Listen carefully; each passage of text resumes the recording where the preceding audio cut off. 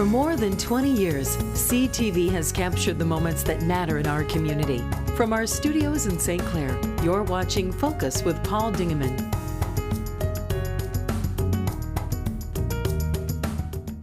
Welcome to another edition of the Focus program. My name is Paul Dingeman. Glad to have you along. We've got a fun show today. Deb Johnson will be along just a little while. But before that, we're going to hear all about a turtle race in the Pine River. Mr. Pat Coggin. Hey, Paul. Welcome back to the Focus show. Nice to see you, sir. You are a crazy man. Oh, yeah. Well, I was crazy to volunteer for this event. You raised your hand at the wrong time. I did, but it's going to be a great event. You know, it's going to be fun. It's going to be a family-friendly event, and we're really looking forward to it. Let's back up. Okay. St. Clair Rotary Club, yes, for years has had a freighter raffle. Correct. Mm-hmm. Which, because of COVID, is not going to be available this year. Right. So there was a great need for the St. Clair Rotary to raise funds so they could take those funds and put them back into the community. Correct. And you came up with, along with some other members, an idea for a turtle race? Yeah, and actually the original idea was a rubber ducky race. Okay. So more people are familiar with the little rubber duckies, like you find in a bathtub, right? So when we presented it to the club, Diane Ives, who is the chairperson of the Wildlife Landing, the new park that's coming to St. Clair, she kind of raised her hand and said, hey, you know, we have turtles. We have more turtles than we have, ducks. So we changed our tune a little bit, and we found out that we can get these turtles, these plastic turtles, instead of rubber duckies, and they do the same thing, Oh my God! So you're gonna throw them in the Pine River. Correct. So, God willing, it's a good day that day, weather-wise, right? Because I did a turtle test. And the idea is this. We're going to take several thousand of these turtles. We're going to put numbers on the bottom. Okay. And then you can adopt a turtle. And what will happen is you go to one of the adoption centers and you pick up this stub. It's just like a regular raffle ticket, right? So the people selling the adoptions, they keep half of it, and then you get the other half, and there's a number. There's a number on each one. So that number is actually going to be posted on the bottom of a turtle. Now, for $5, right, just $5 a turtle, if that turtle gets across the finish line first, you get $1,500. $1,500. Second turtle, second place is $1,000. Third is $500. Wow. So it's some serious money. Yes. Yeah. And then if you want to, beef up your chances a little bit, you can get actually 5 turtles for $20 or 12 turtles for $50. Right? So anyway, when I did the turtle test, I threw some into the Pine River, and right behind the new Ted's Coney Island and by Murphy's Inn, there's the floating docks there, right? The diners docks. They were supposed to float from there down to Pepper Joe's. Right. That was. You talked to each one of the turtles and said that's the way you're going to go. I thought that's what was going to happen, and that's where the current is actually moving. The day I did it, though, there was a heavy wind and there was a heavy chop, and the turtles actually twisted and went heading for the golf course. So it's going to be a little bit challenging that day. So a lot's going to depend on the current, the wind conditions, and we're going to ask for some volunteers, maybe with some jet skis or whatever, to create a current to move the turtles. Okay. If Jared will throw that video up, this is a video of another town somewhere in the United States that is doing a turtle race, and you'll see they had to get a fire hose out. They had the same problem. So their current was not very strong at all, and so they used a fire hose to kind of push the turtles along. There it is. They're dumping the turtles now. They got them in the buckets there. And how many turtles are they dumping? That is 2,000 turtles, and there's roughly 200 turtles in each one of those buckets.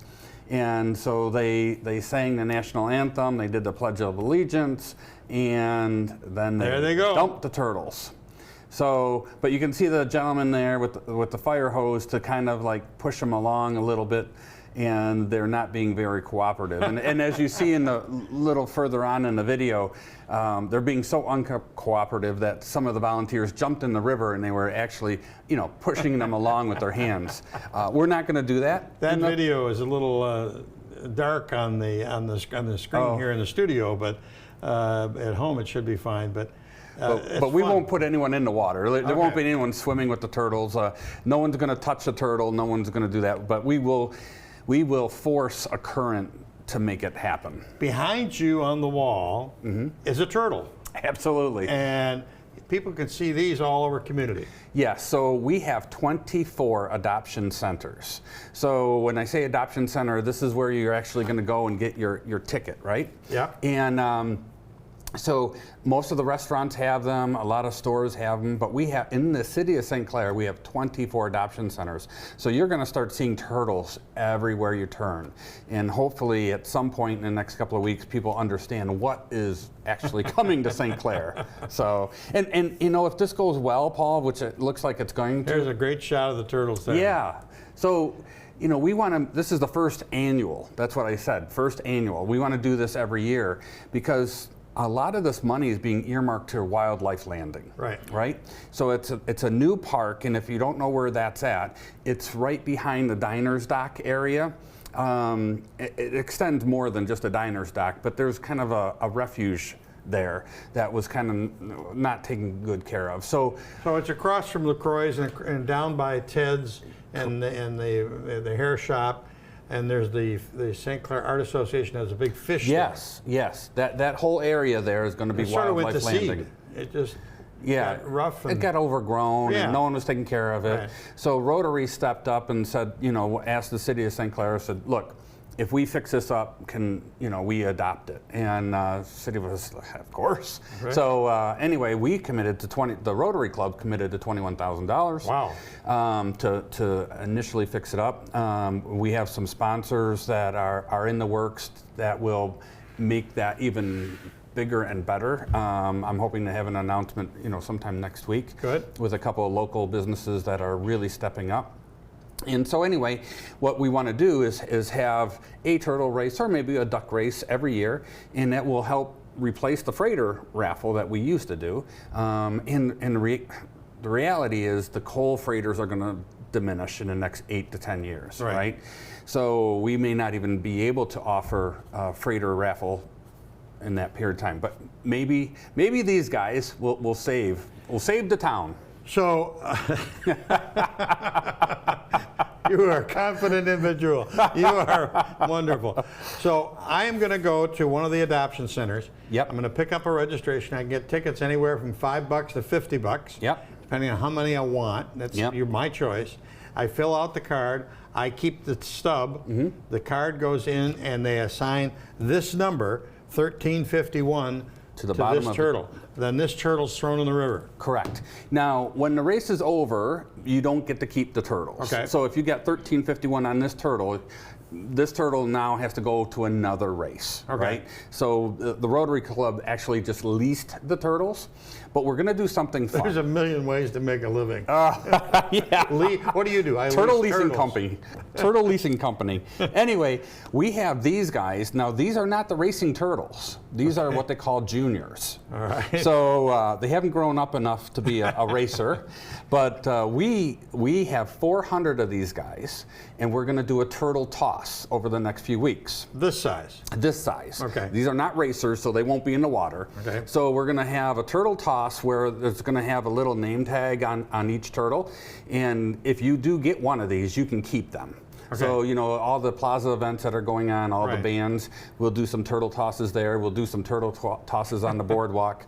And when I say turtle toss, we're not going to throw them 100 feet in the air and clunk someone on the head. No, we're going to gently toss them into the crowd. So if you do get one of the juniors, you get to keep those. Okay. But the real racers, they're going to move on to Chicago or LA or somewhere else. So at the completion of the race, and the race is going to go from the north side of Rotary Park, basically in front of LaCroix's, down to almost Pepper Joe's. Correct. And that's where the physical race will be.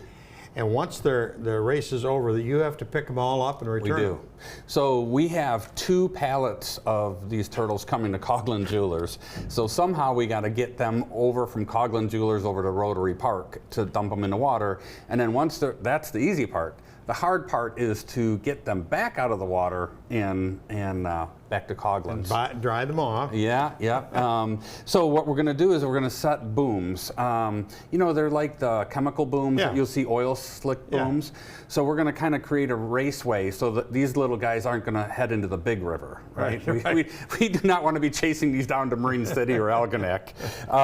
So there will be booms there, and then the booms will funnel them into a little clear plastic tube. Oh, okay. So one by one, they will enter that clear plastic tube. So we'll know exactly, how you know, many? right, and there won't be like, oh my gosh, you know, this guy was first or he was first.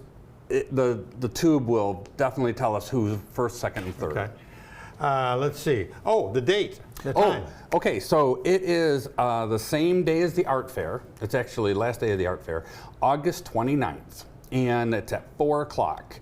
So if you want to come on down, Rotary Park is there. It's great viewing of the race, right? Right. And we have the boardwalk. So come down by LaCroix, and then once you get to LaCroix' front door, if you look straight across to the Pine River, that's where we're going to start. Okay. And then about halfway down Rotary Park there's another cutout section for seating area. That will be our finish line. Oh, okay. So it'll be a really a good, easy place to see and view the race. Okay. You'll be seeing these signs and the turtles all over town, so just make sure that you go ahead and get yourself to be a participant in this fun event. Yeah, Sunday, August 29th, 4 o'clock. And it won't take very long. We're hoping the race itself is 10 to 15 minutes, max. Okay. Patrick Coghlan, you're a mover and a shaker, especially with turtles. Yeah. It's amazing. All right. Thanks for Paul. all the work you do. That's your invitation to get involved with the St. Clair Rotary and have some fun on the 29th, Sunday at 4 o'clock in Rotary Park. Back with a friend by the name of Deb Johnson in just a second.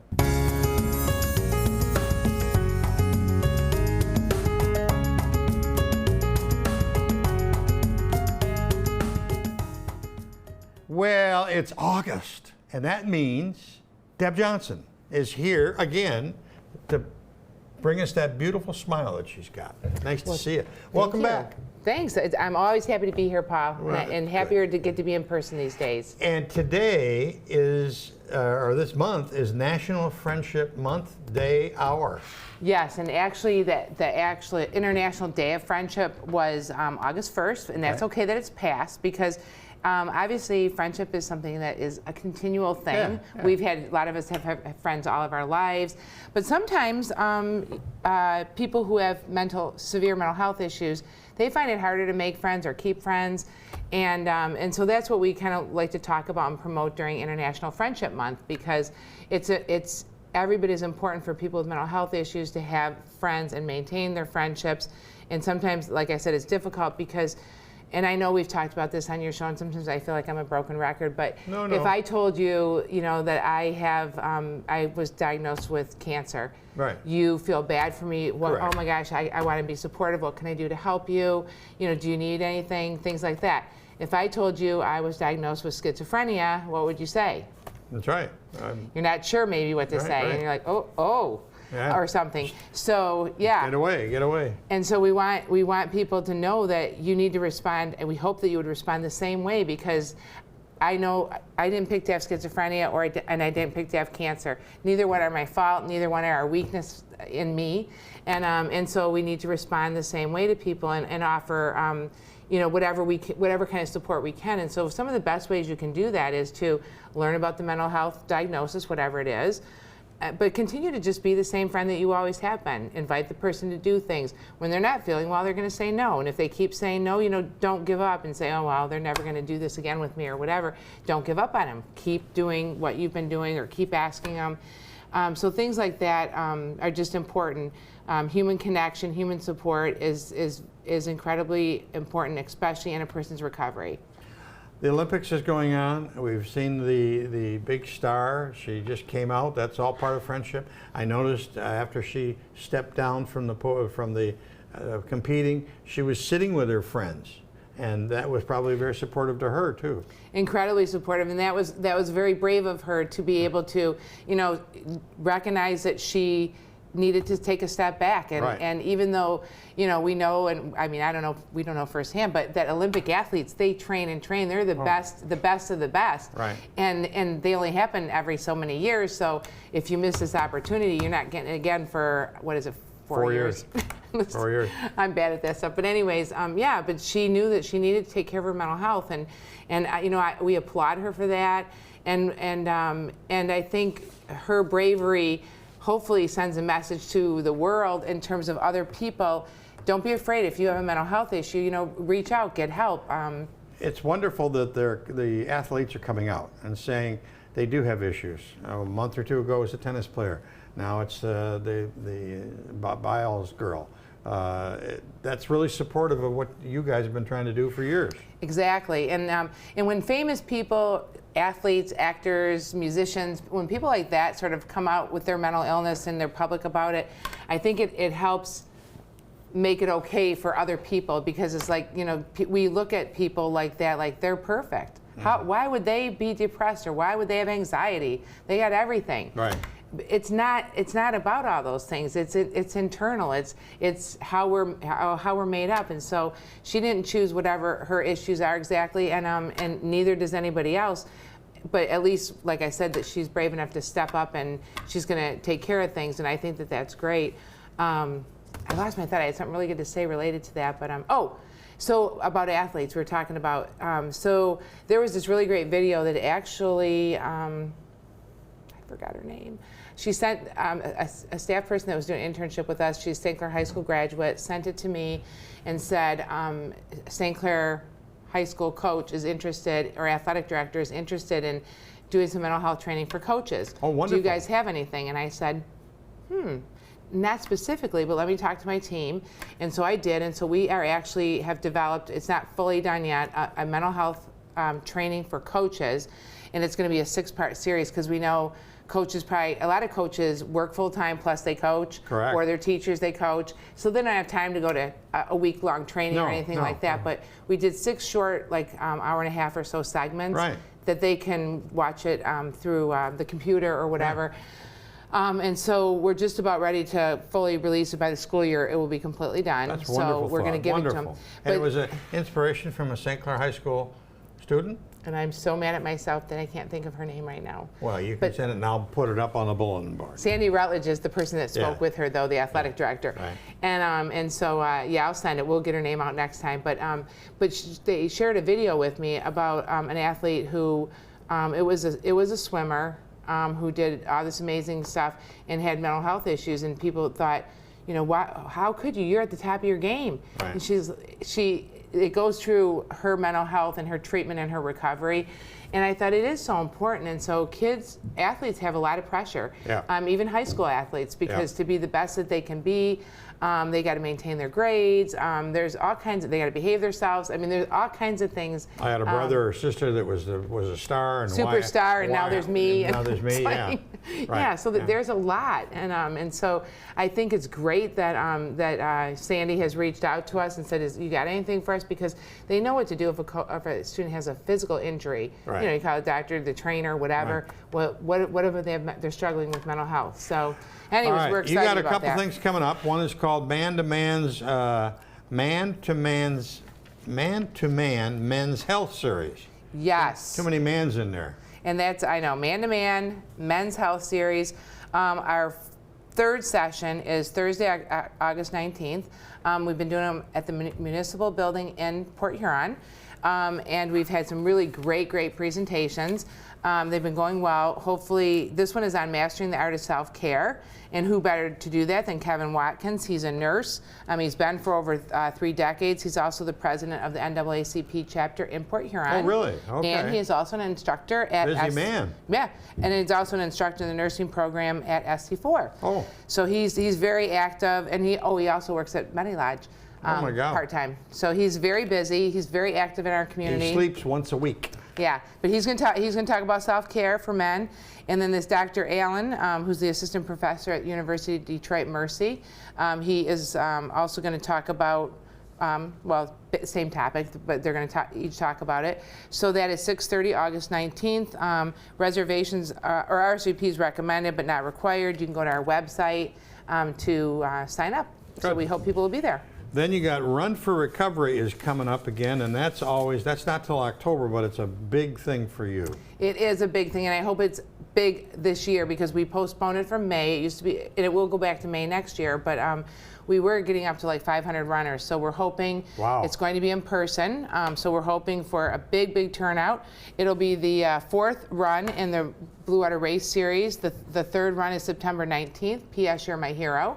And you can go on, our Facebook has all the information about both things to sign up. We're doing something kind of fun this year. We have Team Heather and Team Diane.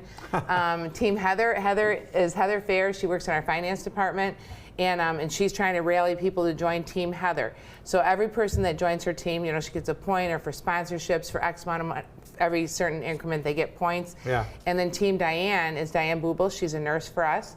And same thing. So they both did PSAs that should be airing now. I haven't heard them yet, but I'll keep listening.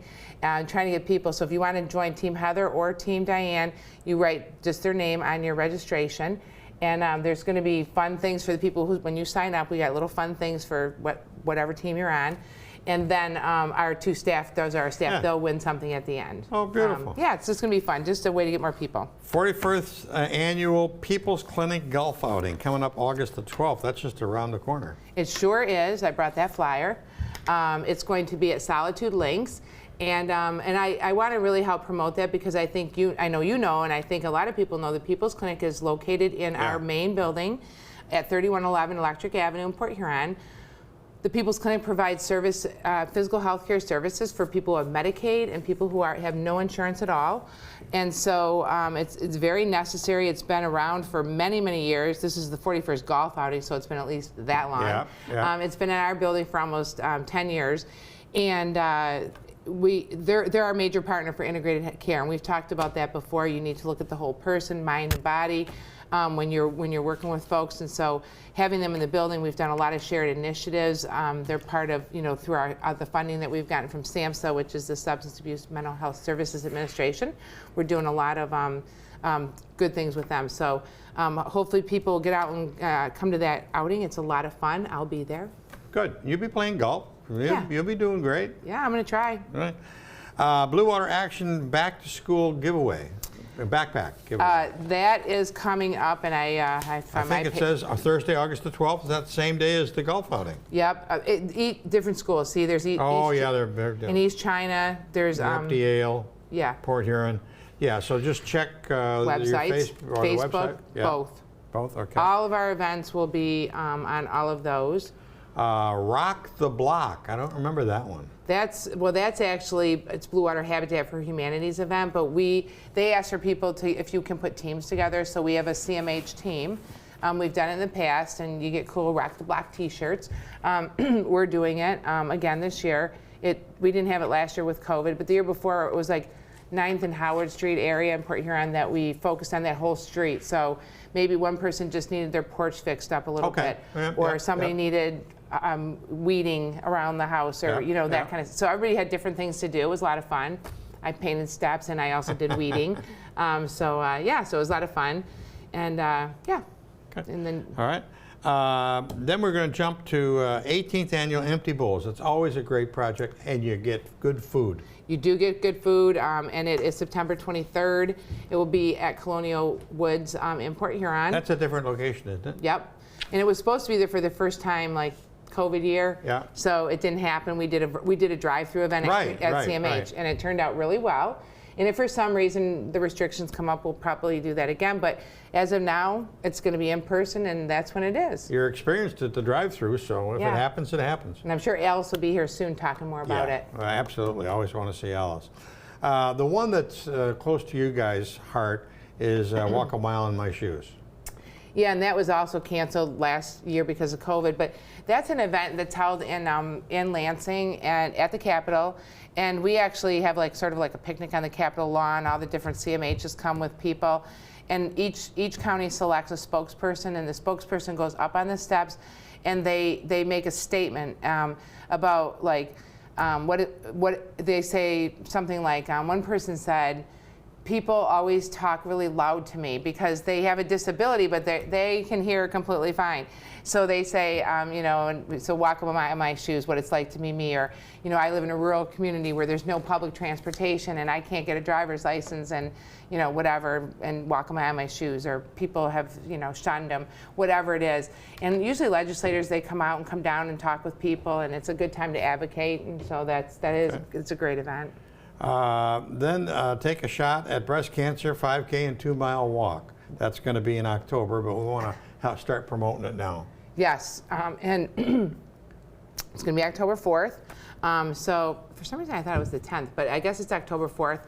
But that's a great cause. Obviously, it's near and dear to my heart. I actually serve on that board now too, and we had a really fun Badges and Bras event that raised a lot of money. It was held at St. Clair Golf Club in June. That's another fun. It's kind of a fundraiser, awareness raising thing. So that'll be great, and that's up at the north end, and it's the 24th Street. It's the trail, but it's the Meyer Fort up there. Gratiot Trail. Yeah, but I never knew where that was. Near the South Meyer parking lot area. Right, so when you go to the north end Meyer, you just on the south end of it, you just go, you'll see it. You can't miss all the pink. Okay. Walk to Remember, Walk to Prevent fundraiser. That's here October 10th at East China Park, and that is sponsored by the St. Clair County Suicide Prevention Committee. And it's an event that raises awareness about suicide, and the goal is to actually provide information and resources, and also support for the people who have lost somebody by suicide.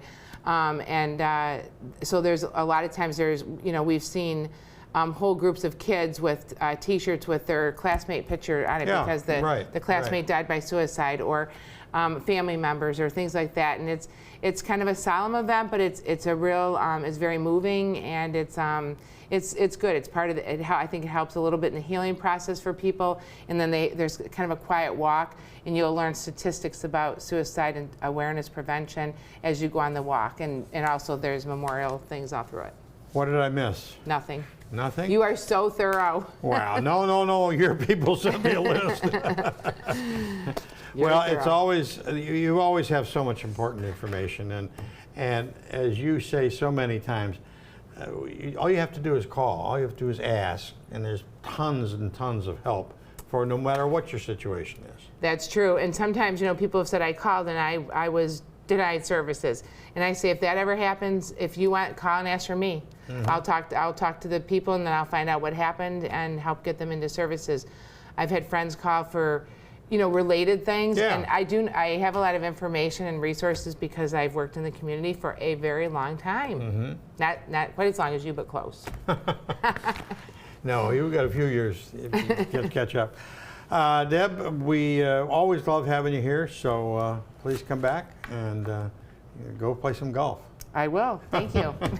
That's about it for this edition of the Focus program. Thanks very much for tuning in. Till next time, I'm Paul Dingeman. See you soon. Thanks for watching Focus with Paul Dingeman. Focus is produced at the CTV Community Television Studios in St. Clair. For over 20 years, CTV has captured the moments that matter to our community.